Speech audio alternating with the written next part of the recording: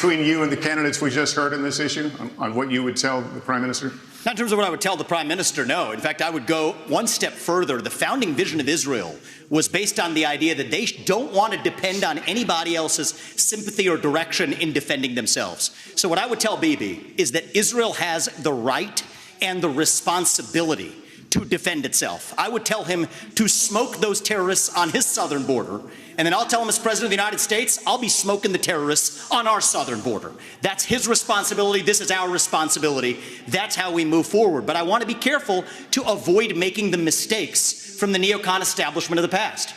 Corrupt politicians in both parties spent trillions, killed millions, made billions for themselves in places like Iraq and Afghanistan, fighting wars that sent thousands of our sons and daughters, people my age, to die in wars that did not advance anyone's interests, adding $7 trillion to our national debt. And Joe Biden sold off our foreign policy. Joe Biden's son, Hunter Biden, got a $5 million bribe from Ukraine. That's why we're sending $200 billion back to that same country. The fact of the matter is the Republican Party is not that much better. You have the likes of Nikki Haley, who stepped down from her time at the UN. Bankrupt or in debt was her family. Then she becomes a military contractor. She joins the board of Boeing and otherwise, and is now a multimillionaire. So I think that that's wrong when Republicans do it or Democrats do it.